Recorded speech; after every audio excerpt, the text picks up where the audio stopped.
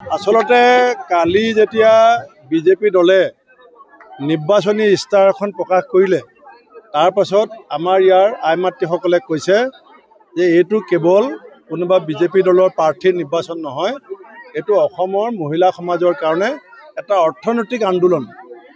আৰ্থিকভাৱে সমগ্ৰ মহিলা সমাজক এটা উদ্যমিতাৰ অৰ্থ হৈছে উদ্যম, হতাশা, নিৰাশাৰ পৃথিৱীখনৰ পৰা মহিলাসকলৰ জীৱনলৈ এটা উদ্যম আনিবৰ কাৰণে মুখ্যমন্ত্ৰীয়ে যেনেকৈ অৰুণোদয় 1250 টকাৰ পৰা 3000 কৰিম বুলি কৈছে, 40 লাখ মহিলাক 25,000কৈ এককালীনকৈ দি লাখপতি বাইদেউ বনাম বুলি কৈছে।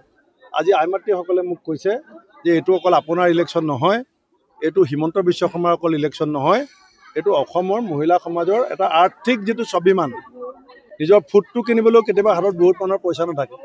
আজি যিটো মুখ্যমন্ত্ৰীয়ে আৰ্থিক এটা আন্দোলন কৰিছে, সেই আৰ্থিক বিকাশৰ যিটো আন্দোলন, আৰু লগতে যিধৰণে বানাক্ৰান্ত ৰাইজৰ কাৰণে 18,000 কোটি টকা ঘোষণা কৰিছে, গতিকে বিহপুৰীয়া সমষ্টিত সেইটো ডাঙৰ সমস্যা বানপানী। গতিকে ৰাইজে বুজি পাইছে যে সমষ্টিৰ সেই সমস্যাটো এতিয়া আমাৰ পিছলা পাৰত, দূৰপাঙৰ পাৰত, লুইতৰ পাৰত, আমাৰ জামুগুৰি, দক্ষিণ নাৰায়ণপুৰ, তাৰ যিটো বানপানীৰ সমস্যা, 18,000 কোটি টকা মেনিফেষ্টত ঘোষণা কৰাটো বিহপুৰীয়া সমষ্টিৰ মাজলৈ এটা আশাৰ বতৰা আনিছে। কেজিৰ পৰা পিজিলৈকে ল'ৰা ছোৱালীবিলাকৰ সমস্ত পঢ়া শুনাৰ দায়িত্ব চৰকাৰে ল'ম বুলি কোৱাটো ৰাইজে বুজি পাইছে যে পৰিয়ালবিলাকে, কৃষক শ্ৰমিকসকলে, সাধাৰণ মানুহবিলাকে কিমান সকাহ পাব। দ্বিতীয়তে যিটো 2 লাখ সংস্থাপনৰ কথা কৈছে, এইটো বিহপুৰীয়া সমষ্টিৰ কাৰণে ডাঙৰ আশাৰ বতৰা। সেইকাৰণে ইয়াৰ মানুহবিলাক মেধাৱী, ইয়াত মেট্ৰিকত আগতে ষ্টেণ্ড কৰা থাকে, হাই ছেকেণ্ডেৰীত ষ্টেণ্ড কৰা থাকে, ইয়াত 100% লিটাৰেচি ৰেট আছে, আৰু ল'ৰা ছোৱালীবিলাক ইয়াত ফাৰ্ষ্ট ডিভিজনৰ সংখ্যা, থাৰ্ড ডিভিজন, ছেকেণ্ড ডিভিজন মিলালে যিমান হয়, ফাৰ্ষ্ট ডিভিজন ষ্টাৰ পোৱা, ডিষ্টিংশ্যন পোৱা ল'ৰা ছোৱালী তাতকৈ দুগুণ হয়। গতিকে ৰাইজে বুজি পাইছে যে যোৱা সময়ছোৱাতো বিহপুৰীয়া সমষ্টিত এই 1,85,000 যে চাকৰি দিলে, তাৰ 4,000তকৈ বেছি চাকৰি বিহপুৰীয়া সমষ্টিয়ে পাইছে। 2 লাখ চাকৰি যেতিয়া অসমত দিব, বিহপুৰীয়া সমষ্টিৰ ছাত্ৰ ছাত্ৰীৰ ইমান যোগ্যতা আছে যে অতি কমেও 10,000 চাকৰি বিহপুৰীয়া সমষ্টিৰ যুৱক যুৱতীয়ে নিজৰ সামৰ্থ্যৰে তেওঁলোকে ল'ব পাৰিব।